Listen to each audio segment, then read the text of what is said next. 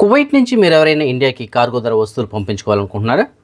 అయితే మీకు నేను డిస్ప్లేలో కువైట్లోనే మన తెలుగు వారికి సంబంధించిన భారత్ కార్గో సర్వీస్ వాళ్ళకి సంబంధించిన నెంబర్ ఇస్తున్నాను. వాళ్ళు చాలా మంచి సర్వీస్ ఏదైనా అందిస్తున్నారండి. మీ వస్తువులను చాలా సేఫ్గా తొందరగా ఇంటికి చేర్చడం జరుగుతుంది. మీరు ఎవరైనా ఎయిర్ కార్గో లేదంటే సీ కార్గో ద్వారా ఇంటికి వస్తువులు పంపించాలనుకుంటే మీకు నేను డిస్ప్లేలో వాళ్ళకి సంబంధించిన నెంబర్ ఇచ్చిన నెంబర్ కాల్ చేసి పూర్తిగా కనుక్కొని మీ వస్తువులు మీరు కార్గో ద్వారా పంపించుకోవచ్చు.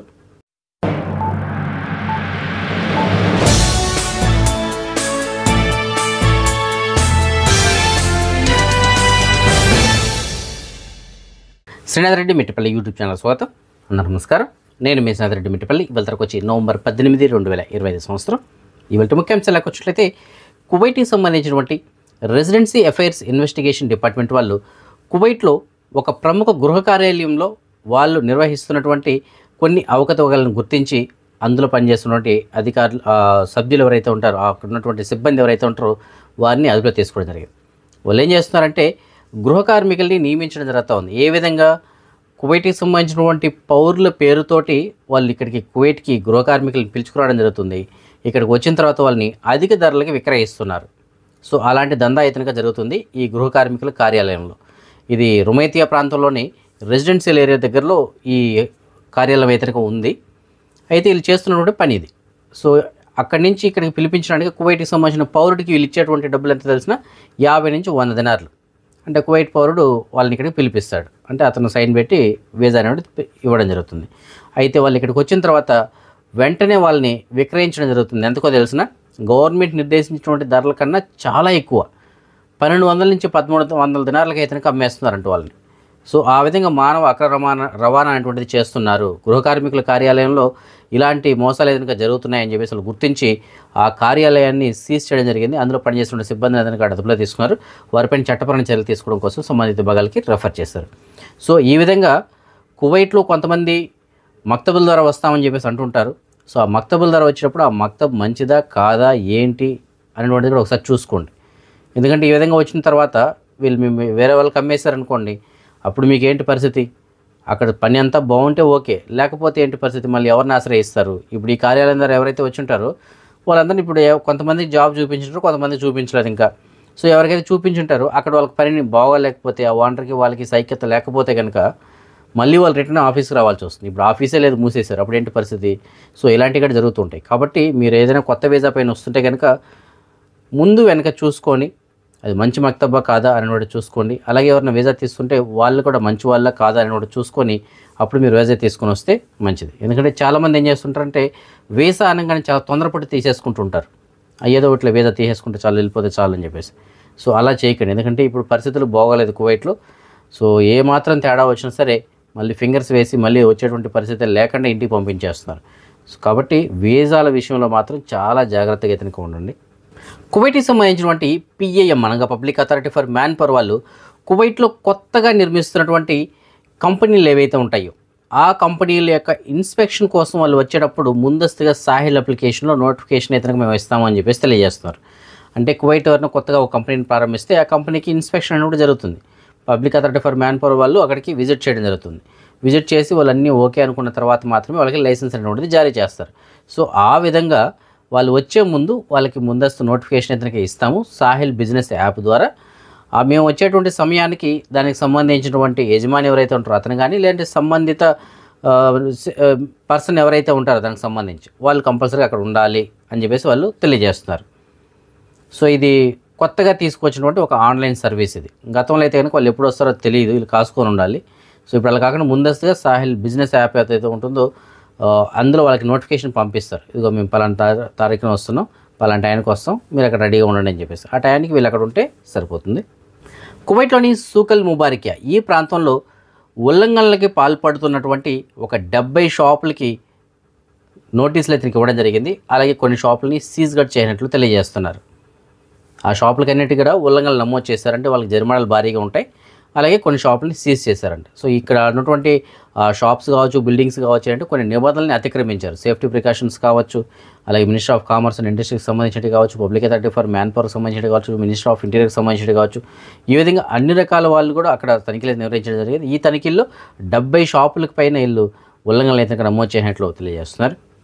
కువైట్లోని సోషల్ మీడియాలో ఒక వీడియో అయితే వైరల్ అవుతుంది ప్రస్తుతానికి. ఆ వీడియోలో ఉన్నది ఏంటంటే ఒక వ్యక్తి కువైట్ వాళ్ళ ఇంట్లోకి యథేచ్ఛగా చొరబడి అక్కడ ఉన్నటువంటి ఒక సేఫ్ని, అంటే లాకర్ ఉంటుంది కదా, ఆ లాకర్ని తీసుకుని భుజం పైన పెట్టుకొని నడుచుకొని వెళ్ళిపోతున్నాడు.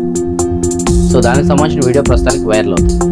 సో ఇది భద్రతా అధికారులు అయితే రిలీజ్ చేశారు. సో అతను ఏం చేశాడంటే ఫేస్ అనేటువంటిది కనపడకుండా మొత్తం అంతా కూడా ఒక మాస్క్ లాంటిది మొత్తం అంతా తొడిగేసుకున్నాడు మొహానికి. దాని తర్వాత ఇంట్లోకి ఎంటర్ అయ్యాడు.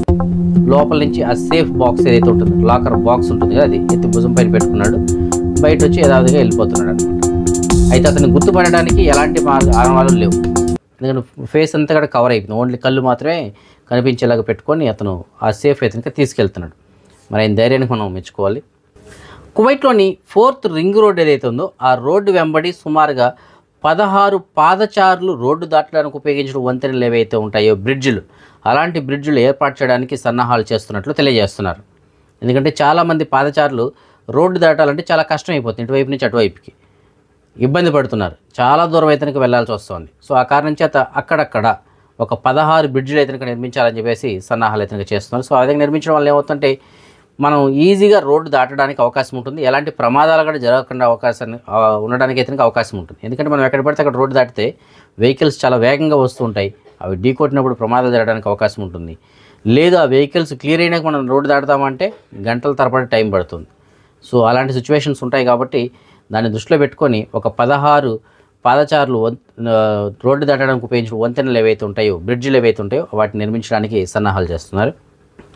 కువైట్లో ప్రస్తుతానికి ఉష్ణోగ్రతలు సాధారణంగా ఉన్నాయి. పగటి వేళల్లో 28 నుంచి 29 డిగ్రీల సెంటీగ్రేడ్ వరకు అయితే ఉంది. అది రాత్రి వేళలకు వచ్చినప్పటికీ మనకి సుమారుగా ఒక 19-18 డిగ్రీలు అయితే ఉన్నది. అయితే ఇవాళ రాత్రి నుంచి ఈ వారాంతం కల్లా ఉష్ణోగ్రతలు చాలా గణనీయంగా తగ్గనున్నట్లు వాతావరణ శాఖ వాళ్ళు అయితే తెలియజేస్తున్నారు. పగటి వేళల్లో మాత్రం యథావిధిగా 28 నుంచి 29 డిగ్రీల సెంటీగ్రేడ్ వరకు అయితే ఉండనుంది. రాత్రి వేళలకు వచ్చినప్పటికీ ఇవాళ రాత్రి నుంచే ఉష్ణోగ్రతలు తగ్గుతూ పోతున్నాయి. 15, 14, 13, 12, 11 ఈ వారాంతం కల్లా 11 డిగ్రీల సెంటీగ్రేడ్కి చేరుకోనుంది రాత్రి వేళలో ఉష్ణోగ్రతలు. అందులో ముఖ్యంగా తెల్లవారుజామున మరీ ఎక్కువగా ఉంటుంది దీని యొక్క ప్రభావం అని చెప్పేసి తెలియజేస్తున్నారు. అందులోనూ కువైట్లో ఎడారి ప్రాంతాలు అలాగే బహిరంగ ప్రదేశాలు ఏవైతే ఉంటాయో అలాంటి చోట దీని ప్రభావం ఇంకా ఎక్కువగా ఉంటుందని చెప్పేసి తెలియజేస్తున్నారు. సో ఏదైనప్పటికీ ఈ వారాంతం కల్లా చలి బాగా మొదలనుంది కాబట్టి ఎవరైతే బయట తిరిగే వాళ్ళు ఉంటారో, డ్రైవర్ సోదరులు కానీ మిగతా వాళ్ళు ఎవరైతే ఉంటారో అలాంటి వాళ్ళు కొద్దిగా జాగ్రత్తగా ఉండండి. అలాగే ఎవరైతే ఆస్మా లాంటి వ్యాధులతోటి బాధపడుతూ ఉంటారో, శ్వాసకోశ సంబంధిత వ్యాధులతోటి కానీ లేదంటే సైనసైటిస్ ప్రాబ్లమ్స్తో కానీ ఎవరైనా బాధపడే వాళ్ళు ఉంటారు కదా, అలాంటి వాళ్ళు కూడా తగినటువంటి జాగ్రత్తలు అయితే తీసుకోండి. ఎందుకంటే ఈ చలి కారణంగా వాళ్ళకి ఆ ప్రాబ్లం అనేది ఇంకా ఎక్కువ అవడానికి అవకాశం ఉంటుంది. కాబట్టి ముందస్తుగా ఇప్పటి నుంచే జాగ్రత్తలు అయితే తీసుకోండి. అదే మనం ఈ మనీ ఎక్స్చేంజ్ విషయానికి వచ్చినట్లయితే ప్రస్తుతానికి ఒక కువైట్ dinar మన భారతదేశం రూపీస్లో సుమారుగా 288 రూపాయలుగా ఉంది. అదే బంగారం విషయానికి వచ్చినట్లయితే మాలియాలో ఉన్న సూకల్వతియాలో ఉన్నటువంటి షాప్ నెంబర్ 121లో ఉన్న FK జ్యువెలర్స్ వాళ్ళు మనకు అందించినటువంటి సమాచారం మేరకు 22 క్యారెట్ల బంగారం ప్రస్తుతానికి 1 గ్రామ్ ధర 37 దినార్ల 126 రూపాయలుగా ఉంది. అదే 24 క్యారెట్ల బంగారం ఉన్న బిస్కెట్ల రూపంలో బంగారం ప్రస్తుతానికి 1 గ్రామ్ ధర 40 దినార్ల 486 రూపాయలుగా ఉంది. సో ఈ ఫ్రెండ్స్ ప్రస్తుతం ఉన్న అప్డేట్స్. రేపు రాత్రి 9 గంటలకు వచ్చిన వీడియోలో మరిన్ని అప్డేట్స్ కలుసుకుందాం. అంతకోసం జై హింద్. డాక్టర్గా నేను రోజు చాలా మెడికల్ ఎమర్జెన్సీస్ చూస్తూ ఉంటా, కానీ పేషెంట్స్ దగ్గర ట్రీట్మెంట్కి డబ్బులు ఉండకపోవటం వల్ల డిలే అవుతూ ఉంటాయి. అప్పుడు నాకు వచ్చే ఒకే ఒక క్వశ్చన్, ఎందుకు ఇండియాలో మెడికల్ ఇన్సూరెన్స్ని ఆప్షనల్గా ట్రీట్ చేస్తారు, మ్యాండేటరీ కాకుండా? ఇవాళ మనం మెడికల్ ఇన్సూరెన్స్ ఫర్ ఫ్యామిలీ గురించి మాట్లాడుకుందాం. Hi, this is doctor Srimukhi, paediatrician from Vijayawada.